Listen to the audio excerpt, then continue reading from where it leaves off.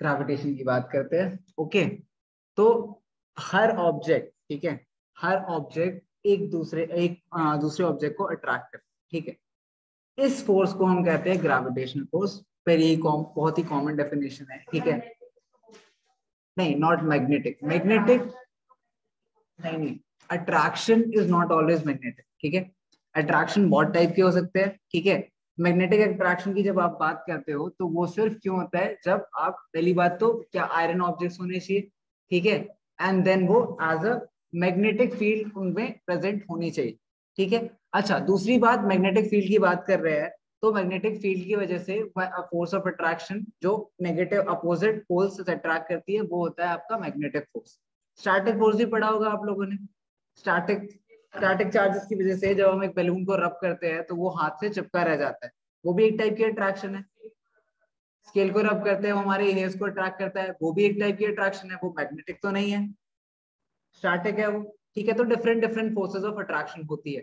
Gravitation is also force of attraction. It is in comparison to ये चीजों के, हम बोल सकते हैं एक तरीके से हमें वीक लगते, ठीक है। We might consider it a weak force of attraction. इसका रीजन क्या होता है?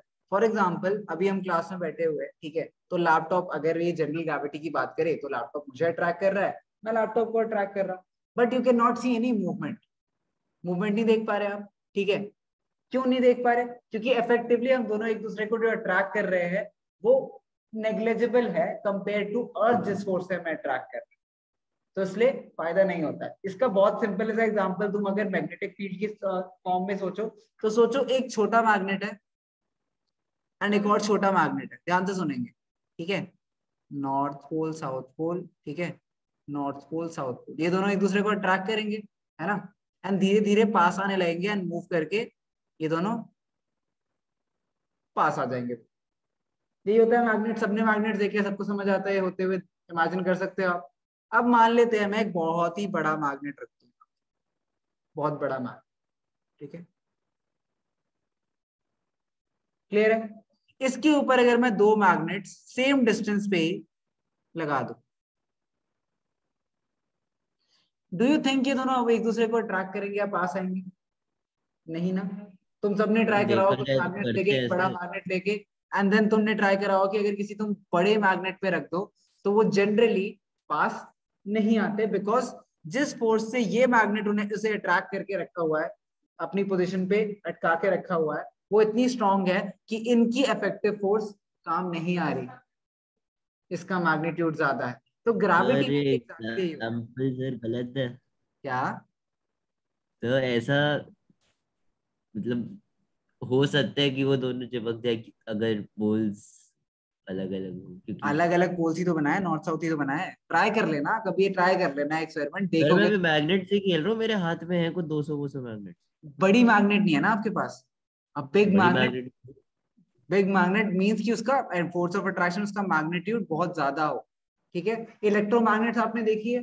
अच्छा, आप लोग को सबको पता है कि मैग्नेट्स, अगर आपको बताओ, गार्बेज को सेग्रीगेट करने में यूज होता है। हाँ सेग्रीगेशन ऑफ जी सर, वो गार्बेज जो समझते हो? बड़ा सा मतलब क्रेट उसमें होता से डिफरेंट डिफरेंट आर्टिकल्स निकालना, प्लास्टिक अलग कर दिया, मेटल पार्ट्स अलग कर दिए, तो जो स्क्रैपर होता है ना बड़ा सा, वो एक बहुत बड़ा इलेक्ट्रोमैग्नेट होता है, ठीक है, बहुत बड़ा इलेक्ट्रोमैग्नेट होता है। तो इमेजिन आपके खिलौनों में से या फिर आपके फोन्स में से, हाँ एग्जैक्टली, आयरन आर्टिकल्स को उठाने के लिए, मेटल आर्टिकल्स को उठाने के लिए, जनरली आयरन आर्टिकल्स को उठाने के लिए इलेक्ट्रोमैग्नेट यूज करते हैं। तो मान लो अब जो जो छोटे आपके फोन के आर्टिकल्स के टूटे टूटे गार्बेज में मैग्नेट्स है, वो अगर इस इलेक्ट्रोमैग्नेट से अट्रैक्ट होते हैं, क्या तुम्हें लगता है वो पास पास आने लगेंगे उसके बाद? नहीं।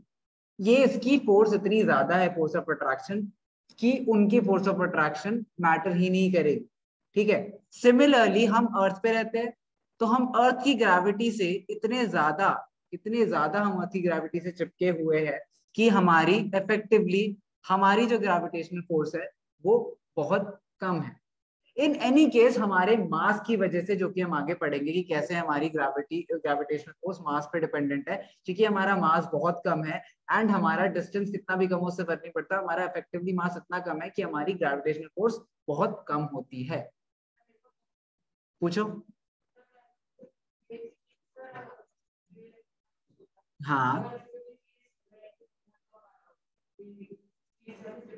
हाँ, depends on the power of electromagnet, मतलब अगर आपका बहुत ही स्ट्रॉन्ग इलेक्ट्रोमैग्नेट है तो माइट बी कि आप उसको पुल ना कर पाओ इलेक्ट्रोमैग्नेट से दूर, ठीक है। It depends totally upon the power of electromagnet, और वो जितने स्ट्रॉन्ग होते हैं नहीं पुल कर सकते आप। जितने स्ट्रॉन्ग इलेक्ट्रोमैग्नेट्स यूज होते हैं स्क्रेपर्स में, आप नहीं पुल कर सकते, बिकॉज वो एक सर्टन डिस्टेंस पे रखे होते हैं, उन्हें अट्रैक्ट करना होता है नीचे से चीजें, तो वो बहुत स्ट्रॉन्ग मैग्नेट्स होते हैं, उससे आप मस्कुलरली पुल नहीं कर सकते अगर कोई चीज इस पे अटैच है। It is a very strong magnet. अच्छा, पूछो। हाँ हाँ, नहीं अर्थ को स्टेबल रखने के लिए नहीं, बट हम डिस्कस करेंगे।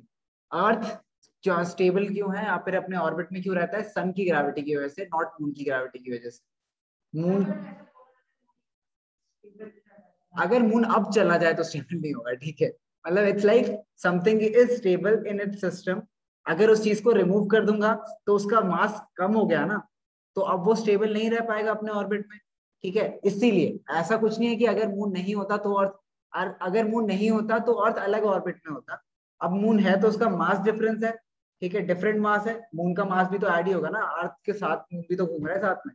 इट्स लाइक कि आप वॉक पे गए, ठीक है, आप वॉक पे गए, ठीक है, एंड आपको अपने डॉग को वॉक पे ले जाना है, ठीक है। वॉक पे ले जा रहे हो, डॉग साथ साथ आपके चल रहा है, ठीक है। लेकिन अगर मैं डॉग के साथ उसका एक छोटा सा टॉय भी ले लूं, ठीक है, तो उसको वो भी आपके साथ ही जाएगा, है ना। तो इफेक्टिवली आपका मास, डॉग का मास तो उसके टॉय का भी मास ऐड हो जाएगा ना उसमें, ठीक है। मान लो अभी तुम्हें एग्जांपल बड़ा आसान लग रहा है क्योंकि टॉय क्या ही होगा, कितना ही वेट होगा उसका, लेकिन तुम्हारा डॉग बहुत ही जिम जाता है, तुम्हारा डॉग उसने डंबल उठा रखा है, तो ज्यादा वेट होगा ना उसका, इमेजिन आप इट, नाइस एग्जांपल। तो उसका वेट ज्यादा हो जाएगा, तो इफेक्टिवली तुम्हें वॉक पे ले जाने वाली जो चीज है उसको खींचना तुम्हारा ज्यादा मुश्किल हो जाएगा। तो अर्थ अभी जिस ऑर्बिट में है वो अपने मास के साथ, अपने मून का भी मास उसके साथ ही चल रहा है, ठीक है। तो मून हटा देंगे तो इफेक्टिवली उसका मास तो कम हो जाएगा ना, तो डिफरेंस तो आएगा ही ऑर्बिट में, ठीक है। अच्छा चलो, ये बातें डिटेल में आराम से बाद में करेंगे, अभी लिखते हैं कुछ formal definition. Just give me a second. Okay,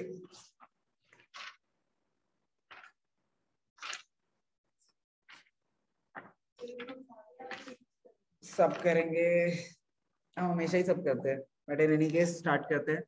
आज ऑब्वियसली ओवरव्यू है तो डिटेल में भी पढ़ेंगे, लेकिन ऊपर ऊपर से भी एक बार आज पहला चैप्टर देखेंगे। तो ग्रेविटेशन का मतलब समझते हैं, force with which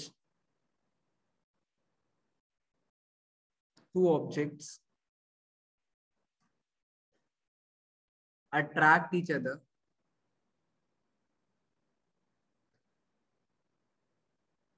due to their masses.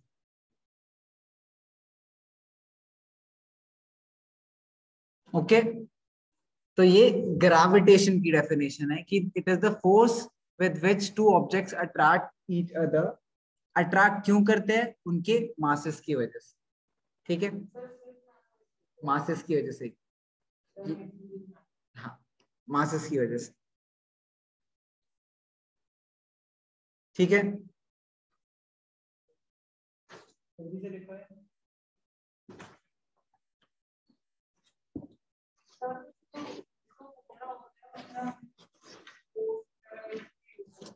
Force बात करेंगे, सब बात करेंगे अभी धीरे धीरे।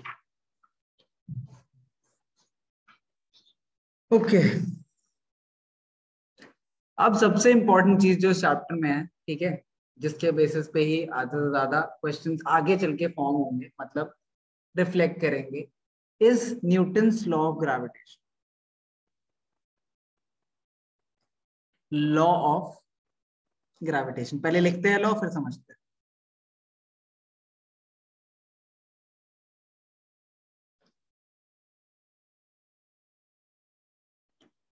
Force exerted by a body on another body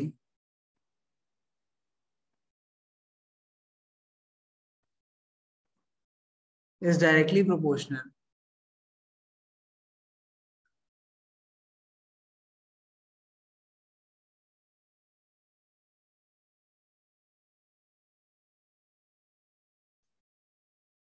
to their masses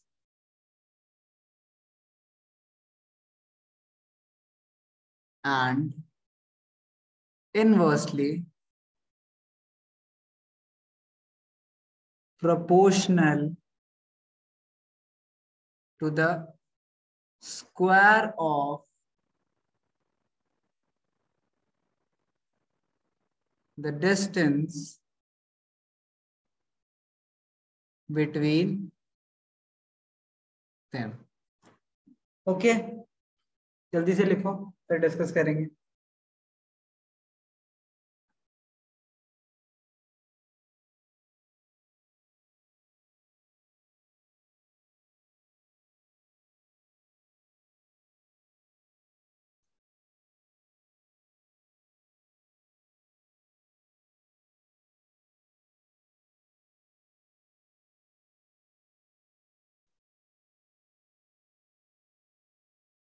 लिख लिया सबने?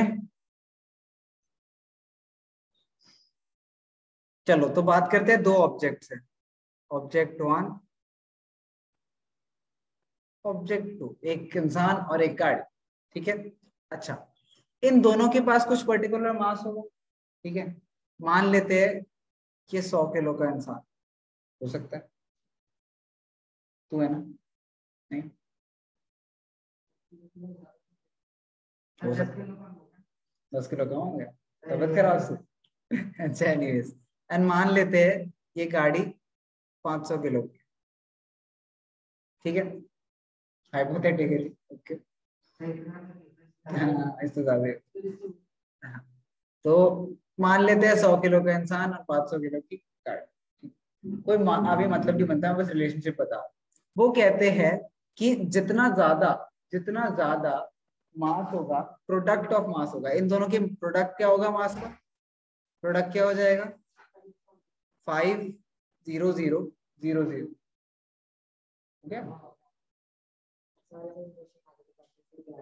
गुड. अच्छा एक सेकेंड, एक सेकेंड. तो दिस इज 50,000. ठीक है. 50,000 इसका प्रोडक्ट ऑफ मास हो गया 50,000 केजी. ठीक है. अच्छा, अगर मैं अब बोलूं, ये बोल रहे हैं कि ये डायरेक्टली प्रोपोर्शनल है. मतलब अगर मैं दूसरा एग्जांपल लूं, दूसरे एग्जांपल में एक इंसान लेते हैं 50 केजी का. ठीक है. एंड देन एक बस लेते हैं. ठीक है. बस लेते हैं कितने केजीज की? मान लो 4,000 केजीज. तो इसका टोटल मास कितना हुआ? 5 4 जा 20, 0 0 0 0. 200,000. तो दिस इज 2 लाख केजी. तो कहता है जो ग्रेविटेशनल फोर्स होगा, ग्रेविटेशनल ग्रेविटेशनल फोर्स जो भी होगा, ठीक है, ये किस में ज्यादा होगा? ऑब्वियसली सेकंड केस में. जिनमें प्रोडक्ट ऑफ मासेस ज्यादा है उसमें ज्यादा ग्रेविटेशनल फोर्स. ठीक है. क्या हो तो रही है? ठीक है. ग्रेविटी कहां से आएगी? ग्रेविटेशनल फोर्स किस पे डिपेंडेंट है? मासेस की वजह से होता है ग्रेविटेशनल फोर्स. तो अगर किसी चीज का मास बहुत ज्यादा है तो उसकी ग्रेविटेशनल फोर्स भी बहुत ज्यादा होगी. ग्रेविटेशनल फोर्स हमेशा दो ऑब्जेक्ट्स के रिस्पेक्ट में ही बोला जाएगा. You can not have a general gravitational force कि ओ मेरा जनरल ग्रेविटेशनल फोर्स है. It is a force, it needs to be calculated to the exact points. तो एग्जैक्ट पॉइंट्स के लिए क्या होना चाहिए? आपको दोनों ऑब्जेक्ट का मास पता होना चाहिए. तो एक ऑब्जेक्ट का तो नहीं हो सकता ना ग्रेविटेशनल फोर्स, दो ऑब्जेक्ट चाहिए उसके लिए आपको.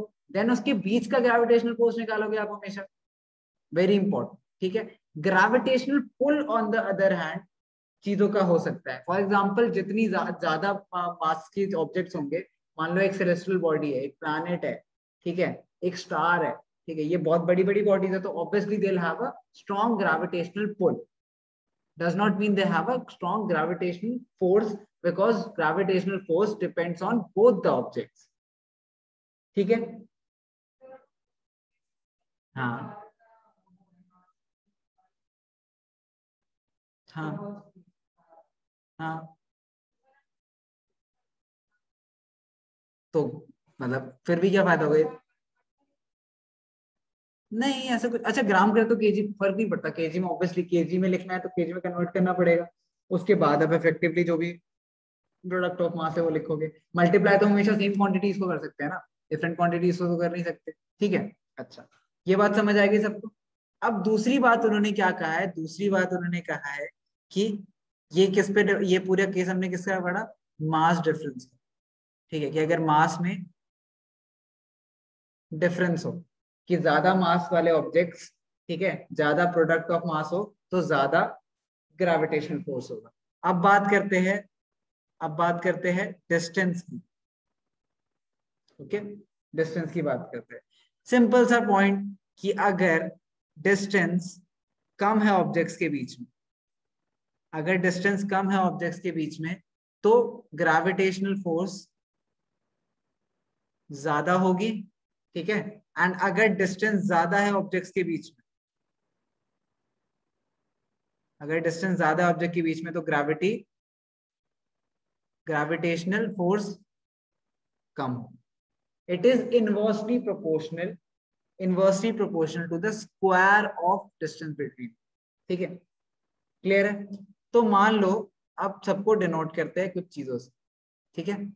तो मान लो ग्रेविटेशनल फोर्स है, तो फोर्स है तो एफ लिख देते हैं उसको, ग्रेविटेशनल फोर्स एफ है, is directly proportional to the product of mass. मान लेते हैं पहले ऑब्जेक्ट का मास क्या है m1 एंड दूसरे ऑब्जेक्ट का मास है m2, ठीक है, product of mass is m1 into m2, ठीक है। ऑल्सो हमें पता है कि force is inversely proportional to, inversely proportional कैसे लिखते हैं, सेम डायरेक्टली प्रोपोर्शनल का साइन, लेकिन 1 अपॉन जो भी वेरिएबल चाहिए, स्क्वायर ऑफ डिस्टेंस, तो स्क्वायर ऑफ डिस्टेंस, ठीक है, क्लियर है। अच्छा यही है, लॉ है, लॉ है, ठीक है। तो मुझे एक डाउट है।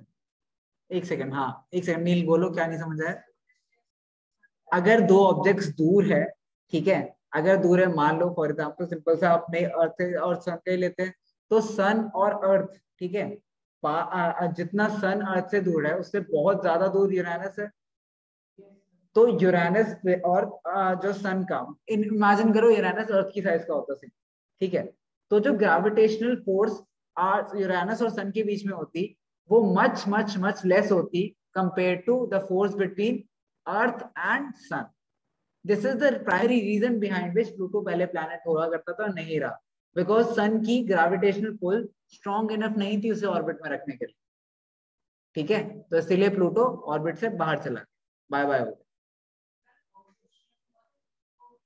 ऑर्बिट थी डिफरेंट ग्रेविटी, अगर मान लो प्लेनेट बेसिकली इट्स लाइक चुराने वाली बात, कि एक स्टार है बहुत बड़ा, ठीक है, दूसरा एक और स्टार है बहुत बड़ा, अगर दूसरे स्टार की ग्रेविटेशनल पुल ज्यादा है तो अर्थ के जो सोलर सिस्टम के प्लैनेट है जिसको सन अपने अराउंड घुमा रही है, दूसरा स्टार उसे अट्रैक्ट कर सकता है अपनी साइड ग्रेविटेशनल पुल से। तो अगर जो स्ट्रॉन्ग ग्रेविटेशनल फोर्स है जिन प्लैनेट्स के बीच में और सन के बीच में, वो पास रहेंगे सन के हमेशा, लेकिन जो दूर है बहुत उनकी ग्रेविटेशनल फोर्स कम है, तो वो उनकी चांसेस है कि वो डिफ्लेक्ट कर जाए बिकॉज स्ट्रॉन्ग है ना ग्रेविटेशनल पुल नहीं है। बट डिफरेंट, और भी प्लूटो छोटा भी था वो कंपेयर टू साइज, तो दोनों पे डिपेंड करता है ना, मास पे एंड दूसरी चीज डिस्टेंस, ठीक है। Also just we are on the topic, तो तुम्हें अगर पता हो तो ये सैटर्न, ठीक है, एंड ये क्या बोलते हैं यूरेनस, ये सारे गैसियस प्लैनेट है, ठीक है, मतलब तुम उस पर चल नहीं सकते, ठीक है, यू शुड नो दैट, मतलब इवन दो प्लैनेट दिमाग में आता तो लगता है, हाँ हाँ, तो मैं बोल रहा हूँ कि इमेजिन दैट कि अगर तुम, जब हम सोचते हैं कि वो क्या है, प्लैनेट है, तो वी कैन इमेजिन कि हम स्पेसशिप लेके जाएंगे और वहां पे खड़े हो सकते हैं, बट गैसियस प्लैनेट में ऐसा नहीं होता, ठीक है। Obviously you do not have a surface to land on, there's no surface, it's a wall of gas.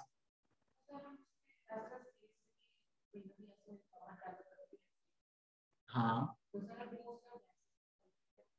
नहीं नहीं, सी gases does not mean कि वो heavier नहीं है, it does not mean कि वो आपका weight sustain नहीं कर पाएंगे, there are gases जो हमसे ज्यादा heavier होंगे। गैस मतलब ये मत सोचो कि अगर गैस में तुम फेंक दो तो तुम उसमें हमेशा ही सिंक कर जाओगे, there can be gases that have higher density than you, and density की वजह से हम किसी चीज पे खड़े होते हैं। The only reason you are sitting on concrete is because of two things. पहली बात उसका बॉन्ड कितना स्ट्रॉन्ग है, ठीक है, एंड दूसरी बात उसकी डेंसिटी कितनी है। दीज आर द टू तो रीजंस। सैटर्न की डेंसिटी तो ज्यादा नहीं है ना, लेकिन सैटर्न की भी ज्यादा नहीं। सैटर्न की बहुत कम है। नहीं दिख रहा, मैं आता हूँ, रुक जाओ, आता हूँ। चलो ठीक है। अच्छा इसके बाद ये कहते हैं क्या, नहीं अभी तो टेक्निकली पॉसिबल ही नहीं है। क्या, नॉट एग्जैक्टली ग्रेवल बट हाँ you can relate it to it. Anyways topic पे आते हैं वापस। F is directly proportional to m1 into m2, है ना, and inversely proportional to D square. तो दोनों चीजें साथ में लिख सकते हैं। अच्छा अब ये डायरेक्टली प्रोपोर्शनल का साइन हटाने के लिए मैं यहाँ पे एक चीज और लिख सकता हूँ, कोई कांस्टेंट ऑफ प्रोपोर्शनलिटी। याद है हमने F equal to M A भी करा था, याद है ना, F is equal to M A वाले केस में भी हमने करा था कि force is directly proportional to mass into acceleration. तो हमने फिर एक कांस्टेंट लगा के उसे रिमूव कर दिया था। तो इसमें जो कांस्टेंट लगेगा उस कांस्टेंट को हम जी बोलते हैं। This is universal constant of gravity. And उसके बाद फॉर्मूला फाइनल बनता है G into m1 into m2 divided by D square sorry, okay.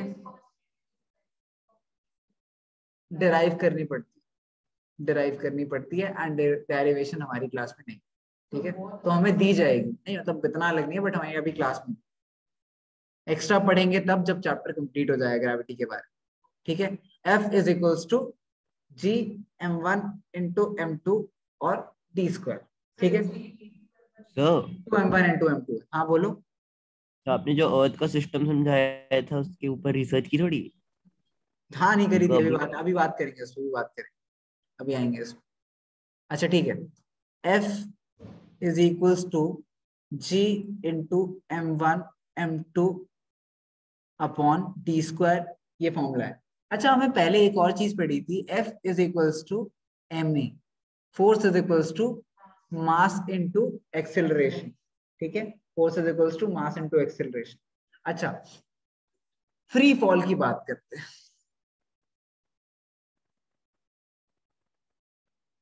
Free fall की बात करते हैं। एक ऑब्जेक्ट को फ्री फॉल में जाने का मतलब क्या होता है, मैंने उसे एक पॉइंट से ड्रॉप कर दिया, कोई भी फोर्स लगाए बिना मैंने ड्रॉप कर दिया। हर चीज नीचे जाती है हमें पता है, ठीक है। फ्रॉम एक्सपीरियंस हमें पता है कि अगर हम किसी चीज को छोड़ दे, ठीक है, विदाउट फोर्स, मतलब या तो मैं उसे थ्रो कर सकता हूँ नीचे की साइड, या फिर मैं उसे बस ड्रॉप कर सकता हूँ। अगर मैं किसी चीज को ड्रॉप करता हूँ, ठीक है, तो वो नीचे साइड जाने लगेगी, ठीक है। ये जो मास होगा, ठीक है, ये जो मास होगा, मान लेते हैं ये m1 है, ठीक है। इसे अट्रैक्ट क्या कर रहा है, अर्थ अट्रैक्ट कर रहा है ऑब्वियसली, तो अर्थ का मास m2 होगा, करेक्ट, ठीक है। अच्छा इन दोनों के बीच में डिस्टेंस जो होगा वो हाइट होगी जिस हाइट से इसे ड्रॉप करा गया है, तो मतलब ये हाइट होगी जिस हाइट से इसे ड्रॉप करा गया है। एंड जिस स्पीड से एक्सेलरेट कर रहा होगा उस एक्सेलरेशन को हम बोलते हैं acceleration due to gravity, denoted by G. Small G meaning acceleration due to gravity. Gases भी फ्री फॉल कर सकती है अगर एयर रेजिस्टेंस नहीं होती, but there is air resistance, जिसकी वजह से जो भी हमारे पार्टिकल्स होते हैं वो फ्लोट करते हैं। It's like dropping a feather और ड्रॉपिंग अ बॉल।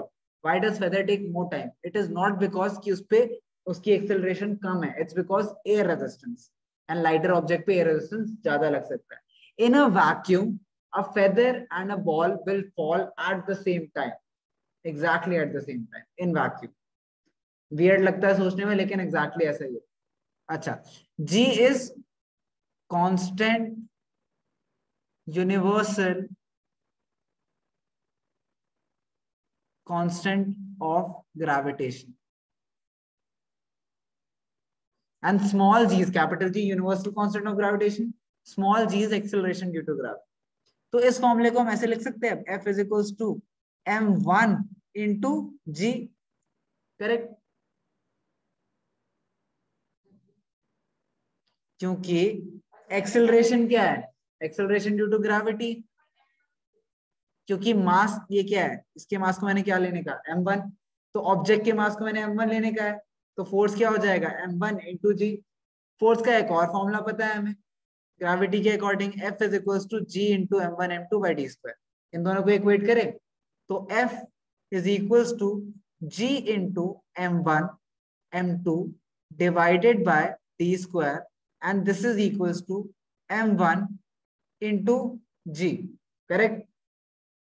अच्छा इन दोनों इक्वेशंस को देखते हैं, M1 कट जाएगा, ठीक है।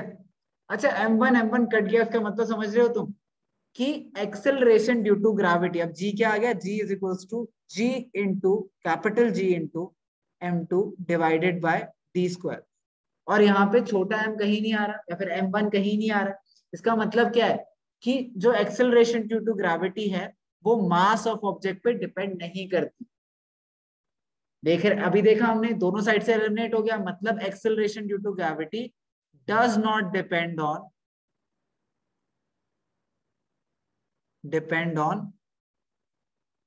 मास ऑफ ऑब्जेक्ट।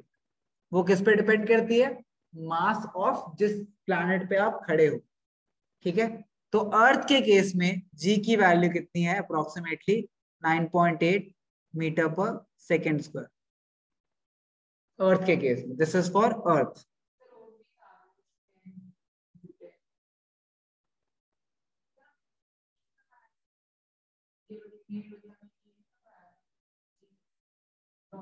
सुन ये सारी यूज आएगी, ठीक है। कुछ नहीं होता, सुनो याद रखना, ठीक है, समझ गए चीज। अच्छा अब इक्वेशंस ऑफ मोशन भी बताता हूं मैं आज। क्या चाहता हूं मैं कि थोड़ा सा न्यूमेरिकली फोकस्ड रहे, क्योंकि हमें क्वेश्चंस करना है, तो उसके अकॉर्डिंग मैं थोड़ा पढ़ा रहा हूं, और भी थोड़ी थोड़ी चीजें आसपास जो मैं पढ़ाऊंगा ऑब्वियसली, ठीक है। बट अभी एक और बात करते हैं, इक्वेशंस ऑफ मोशन याद है किसी को? श्लोक इक्वेशन ऑफ मोशन बता पहली। Sir v is equal to u plus at square. u plus at square. Square कहां से आ गया? अच्छा हाँ, मतलब स्क्वायर। सिर्फ 80, ठीक है। सेकंड आयरन बताएगा, यही बता दे। थर्ड बता दे, कोई तो बता, नहीं बता। नील सेकंड बता। सर मैं एक और बताऊं? रुक जा, थर्ड बताइए श्लोक। एस इज इक्वल्स टू, मुझे नहीं पता, तू बता रहा है। सर शायद मेरे को याद है। शिवांश बोल। तो UT plus half 80 square. Good. अच्छा और ये लास्ट बता दे, लास्ट बता दे, उससे सुनाई भी नहीं दी मैं थी, बताऊं ठीक है। लास्ट में? अच्छा श्लोक बोल, लास्ट बोल। Sir 2as is equal to v square minus u square. ठीक है। अच्छा अब देखते हैं ध्यान से इस केस में। इस केस में h was equal to the distance between them, distance है s। अच्छा मतलब h is equal to s। m1 m2 की जरूरत नहीं, इनिशियल वेलोसिटीज की मान लेते हैं u है, एंड फाइनल वेलोसिटीज की यहाँ पे v है, ठीक है। एक्सेलरेशन ड्यू टू ग्रेविटी और एक्सेलरेशन क्या है, g है। तो इन इक्वेशंस में हम उन चीजों को रिप्लेस कर देते हैं, तो इसमें क्या रिप्लेस होगा, सिर्फ a रिप्लेस होगा, v is equals to u plus g t, gravitation के केस में। नेक्स्ट इक्वेशन s हाइट है, is equals to u t, u t रहेगा, प्लस हाफ एटी, ए की जगह जी टी स्क्वायर, ठीक है। And then 2a which is g into s which is h is equals to v square minus u square, ठीक है। ये तीनों equation of motion लिख लो, बिकॉज इस चैप्टर में आपको ये तीनों यूज करने पड़ेंगे, ठीक है। लिख लो, समझे ना ये कैसे कर रहा है, कि फॉर्मूले में कोई चेंज नहीं आया, इक्वेशन ऑफ मोशन में कोई चेंज नहीं आया, बट जो हम वैल्यूज लेते थे वो अब उनका नाम बदल गया। तुम उसके अकॉर्डिंग ही करोगे ना, अगर उस इक्वेशन ऑफ मोशन के अकॉर्डिंग, तब भी हमेशा सही आंसर आएगा, बट उससे कंफ्यूजन होगी कि अच्छा ये डिस्टेंस है, हाइट और डिस्टेंस से सेम बात है, ये कंफ्यूजन हो, ठीक है।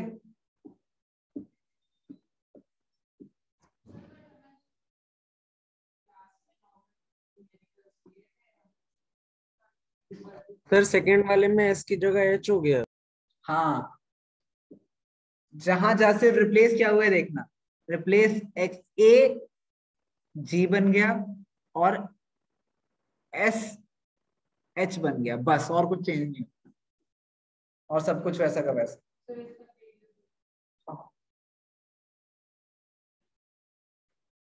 ठीक है, हाँ एच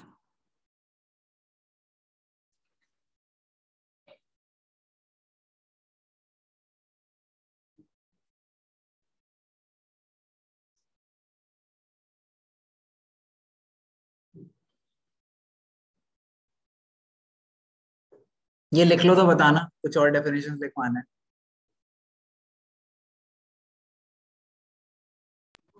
लिख लिया सर। ठीक है, डेफिनेशंस लिखते हैं। जी की डेफिनेशन लिखते हैं, gravitational constant. The gravitational constant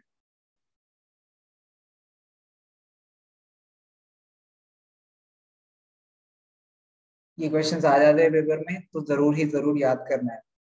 ji is numerically equal, हाँ व्हाट इज जी में आपको ये लिखना पड़ेगा, टू द या फिर define ji.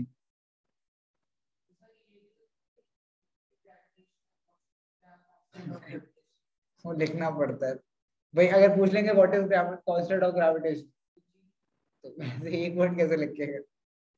Gravitation is equal to the force of gravitation which exists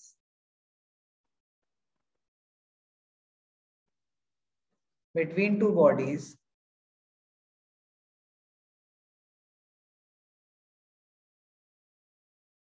of unit masses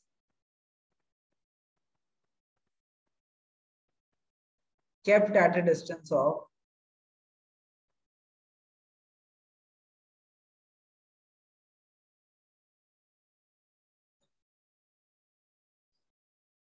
1 centimeter, sorry, kept at unit distance, वो ज्यादा better, kept at unit distance from each other.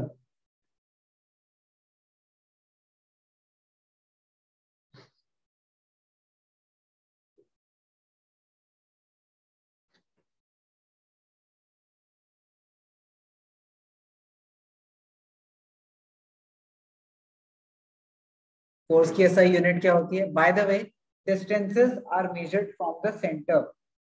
Distances are measured from the center. अगर दो bodies they रखी है तो उसके centre से distance measure करा जाएगा क्या? हाँ, किसी में भी सेंटर, ठीक है, सेंटर ऑफ ग्रेविटी मतलब समझते हो, जैसे सेंटर ऑफ ग्रेविटी होती है ना कि इस पॉइंट पे वो, जब भी आपने किसी चीज को बैलेंस कर लेते हो मतलब आपने इसका centre of gravity point attain कर रखा है, ठीक है। तो उसी तरीके से सेंट्रल पॉइंट, ठीक है, एक ऑब्जेक्ट का, ठीक है, सेंट्रल पॉइंट मतलब एक स्फीयर है तो उसका सेंटर, अंदर उसका जो सेंटर होगा, सेंटर से डिस्टेंसेस मेजर होते हैं। डिस्टेंसेस आर मेजर फ्रॉम,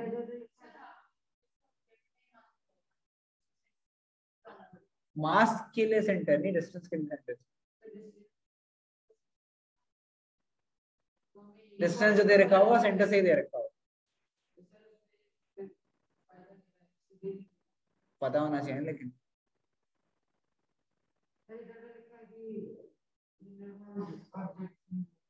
क्या? हाँ मतलब ये कि सेंटर उसी में अटेन कर सकते हैं ना, एग्जैक्टली सेंटर तो उसी में होगा ना। बट ये याद रखना सरफेस से डिस्टेंस नहीं और वो करते हैं। सिंपली ये लिखने का रीजन क्या था कि आप जो डिस्टेंस निकाल रहे हो वो इन दोनों पॉइंट्स के बीच में निकाल रहे हो, ना कि इन दोनों पॉइंट्स। यूनिफॉर्म में आएंगे जनरली क्वेश्चंस, और generally distance measured from centre ही दे रखा हो, ठीक है। अच्छा, ये केस में आपको बोला गया है कि यूनिट मास, ठीक है, 1 यूनिट इसका भी मास, 1 यूनिट इसका भी मास, एंड ये भी distance between them is also 1 unit, okay. इसलिए जी की वैल्यू होती है 6.7 इंटू 10⁻⁻11। ये आपको याद रखनी पड़ेगी, जी इज इक्वल्स टू 6.7 इंटू 10⁻⁻11।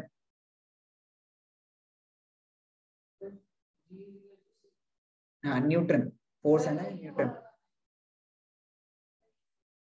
हाँ यही है। स्मॉल जी तो अलग है, ये कैपिटल जी है, ग्रेविटेशनल कांस्टेंट है। Small g is acceleration into gravity, ये फिक्स्ड है। This is gravitational constant.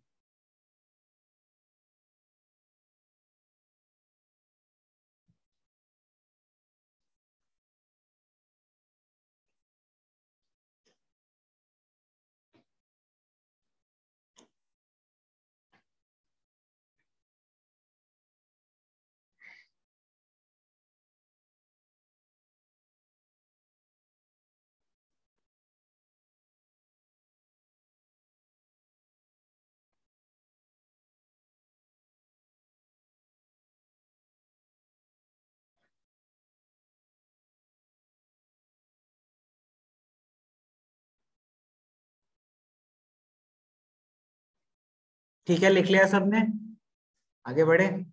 अच्छा यस सर। अच्छा, एक और बात तुम्हें पता होनी चाहिए, मून की जो ग्रेविटेशनल फोर्स है, ठीक है, g, acceleration due to gravity जो मून पे है, that is equals to 1/6 the g moon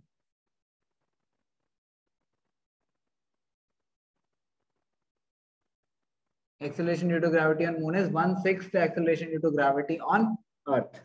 मतलब वहां पे अगर आप किसी बॉल को ड्रॉप करोगे तो वो धीरे धीरे नीचे आएगी कंपेयर टू जिस स्पीड वो अर्थ से नीचे आएगी, विच इज लॉजिकल, क्योंकि अर्थ का मास ज्यादा है तो ज्यादा एक्सेलरेशन ड्यू टू ग्रेविटी होगी, क्योंकि उसका ग्रेविटेशनल पुल ज्यादा होगा अर्थ का। Moon on the other hand is much smaller than earth, तो उसका ग्रेविटेशनल पुल भी मच लेस होगा। ठीक है, नहीं ये एक्सेल स्मॉल जी की बात कर रहे हैं, नहीं, small g is 9.8 metre per second.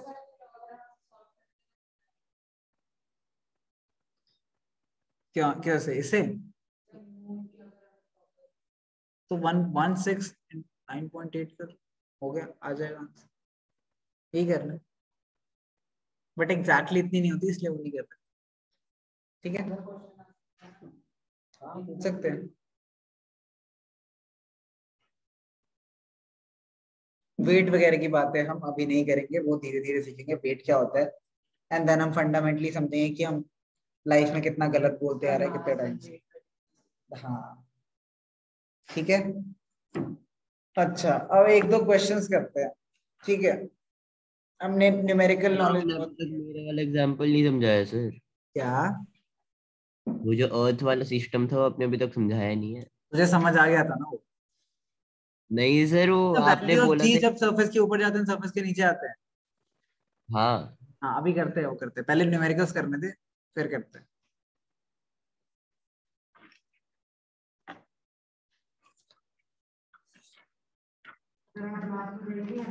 नहीं, दूर है वो। हाँ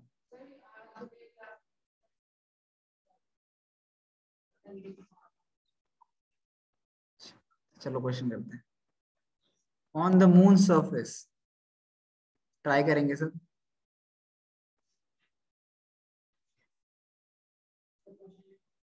हाँ लिखना है, या फिर घर जाके लिख लेना, मैं पीडीएफ अभी शेयर कर दूंगा। लिख लो, या फिर तुम बहुत बेशर्म हो, तुम नहीं लिखते।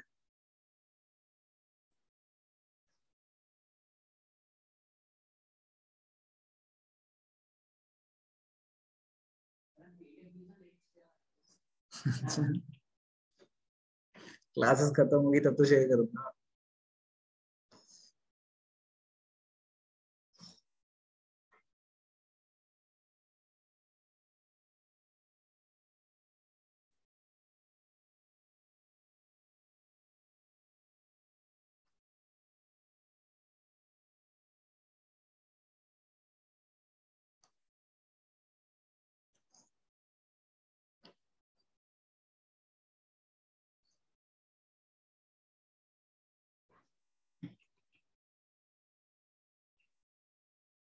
पहले सब सोचेंगे फिर मैं कराऊंगा।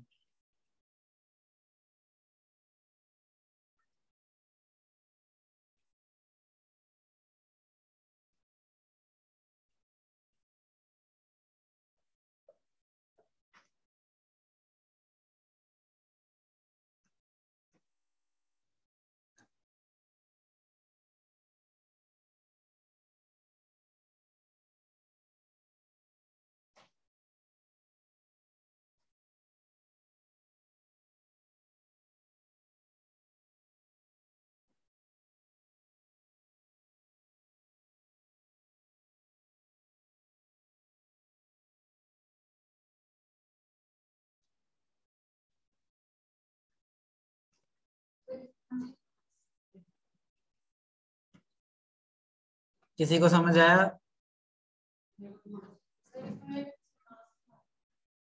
हाँ मास निकाल, जरूरत है, बहुत जरूरत है। नहीं पर निकालना है। देखो मास कैसे निकालोगे उसके अलावा? रेडियस दे रखा है, रेडियस से मास कैसे निकालोगे? तो मास कैसे आ जाए किसी बात का? अभी दिखाता हूँ।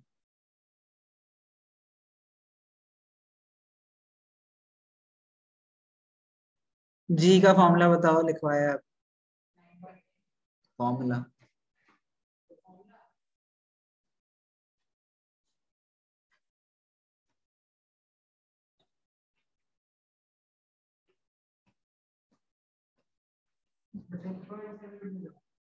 नहीं हाँ जी, अरे यार क्या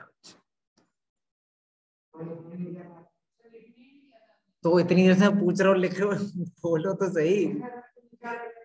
बिना फॉर्मूला लिख के कैसे करो? करो ये, लिखो जल्दी लिखो। कुछ और है जो बच्चा नहीं लिखा था तो लिखो ना, कब लिखोगे? जल्दी लिखो। ये दोनों फॉर्मूला के बिना कर ही नहीं सकते। लिखो जल्दी।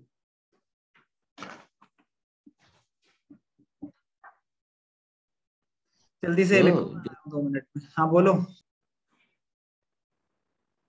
देवांश लोग आप हो साथ में? हाँ जी sir. Yes. Okay. A stone is dropped from the top of a 40-meter high tower. Okay, diagram बनाते हैं। 40 मीटर, अच्छा ये 40 मीटर हाइट टावर है। हाइट कितनी दे रखी है? 40 metre. h is equals to 40 metres. अच्छा, calculate its speed after 2 second. पहली बात, u कितना है? इनिशियल फ्री फॉल में जाने वाला है, मतलब initial speed is 0 metre per second. Okay. अच्छा, calculate its speed after 2 second. Time कितना है? 2 सेकेंड। अच्छा, कौन सी रिलेशनशिप ये मुझे बता सकती है कि कौन सी हमें वैल्यू किसकी चाहिए? v की। सेकेंड इक्वेशन बता सकती है? अच्छा, सेकेंड इक्वेशन को देखते हैं। Second equation says 2 sorry h is equals to ut plus half gt square। तो h 40 is equals to ut।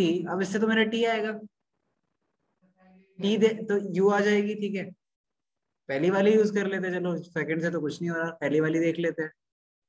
एक बार नील ने कहा, एक बार आयन की सुनते हैं। तो सर पहली वाली क्या कहती है? v is equals to u plus a t. Okay, तो v is equals to u की वैल्यू 0 प्लस a की वैल्यू जी या जी 9.8 इंटू टी इज 2। तो v कितना आ गया? बोलो। 19.6 मीटर पर सेकेंड, है ना? तो पहला पार्ट तो हो गया, बिल्कुल सही। कैसे? कुछ गलत करा हुआ तुम? Also find the speed just before he hits the ground. ठीक है, अब हमें स्पीड निकालनी है just before it hits the ground. जब ये हिट करेगा ग्राउंड को तो इसने कितना डिस्टेंस कवर कर लिया होगा? 40 डिस्टेंस कवर कर लिया होगा उसने। तो हमें h गिवन है 40, है ना? और मुझे निकालना क्या है? v। क्या? ऑलमोस्ट हिट करना मतलब कि वो हिट कर जाएगा नेक्स्ट नेक्स्ट मोमेंट। मोमेंट मतलब समझते हो? Moment is not a time interval, moment is की जस्ट उसके बाद, अंग्रेजी की टर्म। हाँ, तो मतलब वो 40 मीटर्स कवर कर चुका हो। तो मतलब अगर थर्ड इक्वेशन ऑफ मोशन क्या है? 2 g h is equals to v square minus u square, है ना? अच्छा, तो 2 जी कितना है? 9.8 इंटू एच कितना है? 40 is equals to v square minus u square is 0 square. ठीक है, तो 2 इंटू 9.8 इंटू 40 बताओ कितना है? कैलकुलेट करो पेन पेज जल्दी।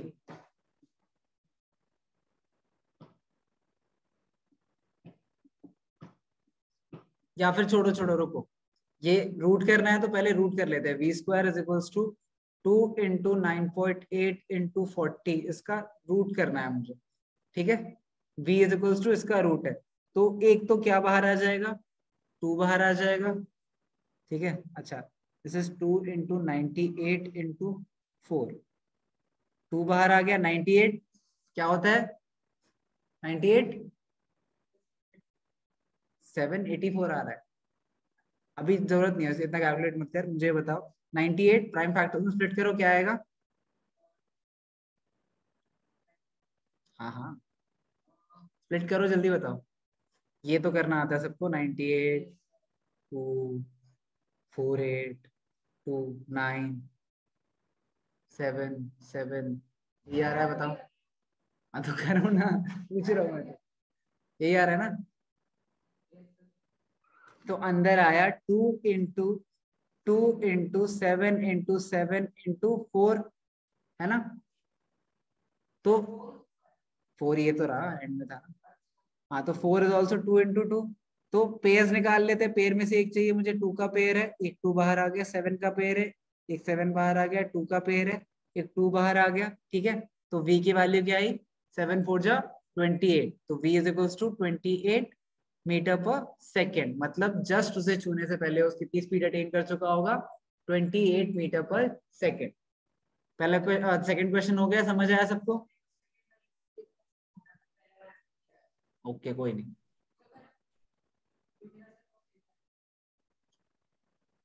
समझ आया श्लोक शिवांश, हाँ जी सर। पक्का ना। क्वेश्चन दूंगा योगी इसके बाद, चलो ठीक है। अब करते हैं, अब करते हैं ये क्वेश्चन, देखते हैं क्या है इसमें।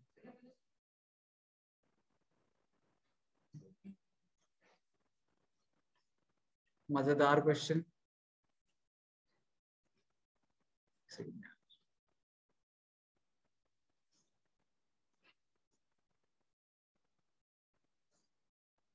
डायग्राम बनाते, डायग्राम जरूरी, डायग्राम बनाते।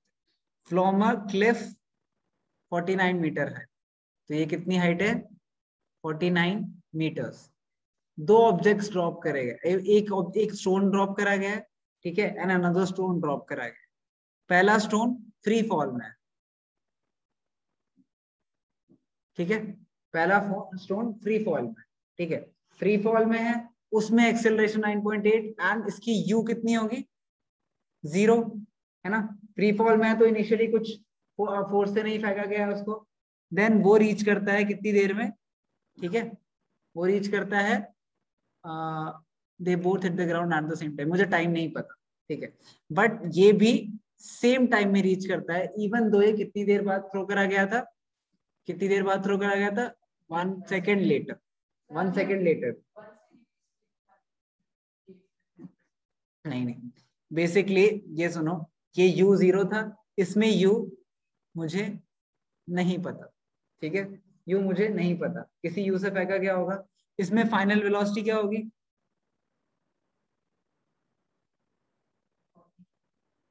क्या फाइनल वेलोसिटी बताओ उसमें कितनी है। Third equation of motion 2gh is equals to v square minus u square, तो 2 into 9.8 into height which is 49 is equals to v square, u square तो 0 हो जाएगा, ठीक है, तो 2 into, ठीक है, 2 into 98 into 49 is equals to v, इसका अंडर रूट, ठीक है। अच्छा अभी हमने करा था कि ये 2 इंटू 7 है 98, 2 इंटू 7 है 98 इंटू 7 इंटू 7 है 49, 7 इंटू 7 है, इस पूरे का root is equals to v, pairs निकाल लेते हैं, 2 7 7, ठीक है, तो which is final answer 98। Okay v कितना आ गया 98, ठीक है, फाइनल वेलोसिटी कितनी आई 98। अब फाइनल वेलोसिटी आ गई मेरे पास, टाइम निकाल लेते हैं, अब टाइम निकालते हैं। तो फर्स्ट ये क्या है, थर्ड इक्वेशन ऑफ मोशन, ठीक है। अब सेकेंड नहीं, first equation of motion use करते हैं। फर्स्ट इक्वेशन ऑफ मोशन से मुझे क्या पता है कि, बोलो जल्दी, first equation of motion v is equals to u plus gt, तो gt ठीक है सर। तो v ये कितना है, v 98 is equals to u which is 0 plus g which is 9.8 into t, है ना। तो t कितना आ गया, 98 divided by 9.8 is equals to t, कितना है t, 10 सेकेंड्स, 10 सेकेंड्स आ गया, ठीक है। अच्छा, तो मतलब ये टोटल कितने टाइम में, 10 सेकेंड्स में इसने 49 मीटर्स कवर करे। इसको कितने सेकंड बाद थ्रो करा था, 1 सेकंड बाद, तो उसका टाइम इंटरवल कितना हो जाएगा, उसका टाइम इंटरवल होगा 9 सेकेंड्स, ठीक है। उसकी फाइनल वेलोसिटी मुझे नहीं पता, लेकिन मुझे हाइट कितनी पता है, उसकी हाइट कितनी है, 1 सेकंड बाद करा था, तो उसको 1 सेकंड कम मिले नीचे गिरने के लिए। टोटल नहीं, उसको 10 सेकंड पहले को लगे, ठीक है। दूसरे को 1 सेकंड बाद फेंका, तो वो तो 9 सेकंड में नीचे पहुंच गया ना, अगर दोनों साथ में नीचे पहुंचे, ठीक है। मैं बोल रहा हूं कि नील ने भागना स्टार्ट करा रेस की लाइन से, ठीक है। 1 सेकंड बाद आर्यन ने स्टार्ट करा भागना। अगर वो दोनों सेम टाइम पे फिनिश लाइन क्रॉस करते हैं, तो कितने कितने सेकंड ट्रैवल करे आपने 2 सेकंड ट्रैवल करा पूरा, लेकिन आर्यन ने तो 9 ही सेकंड में सेम डिस्टेंस कवर कर लिया, आर्यन ज्यादा स्पीड में था, ठीक है। तो वही बात है, तो हाइट कितनी है अभी भी 49, ठीक है। एंड मुझे अब कैलकुलेट क्या करना है, u कैलकुलेट करना, ठीक है। u कैलकुलेट करना है। सेकेंड इक्वेशन ऑफ मोशन क्या कहती है, s which is h is equals to ut plus half gt square, ठीक है। तो डालते हैं वैल्यू, h कितनी है 49 is equals to u 0 t, नहीं 0 नहीं है, u की वैल्यू निकालनी है इसमें, तो u 0 नहीं है इस केस में, ये मत कर देना, ये दूसरा u है, दूसरे ऑब्जेक्ट का u है। तो u into T which is 10 second plus half into 9.8, क्या, हाँ टाइम 9, सॉरी। तो दिस इज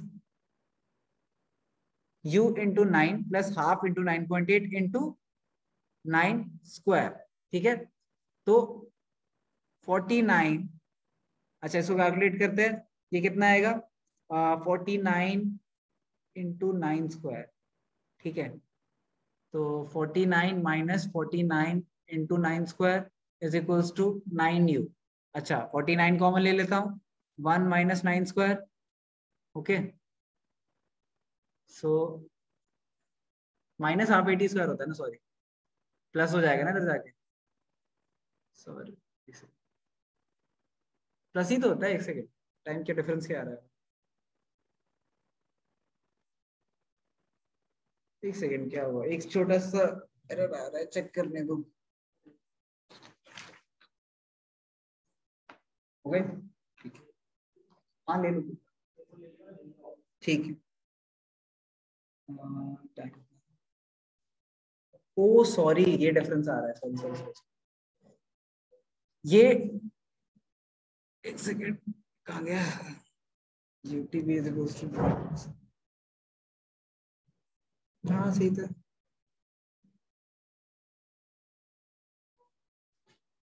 हमने इक्वेशन ऑफ मोशन से क्या निकाला था, 2gh, v आ गया हमारा, v कितना है फाइनल 98 on t,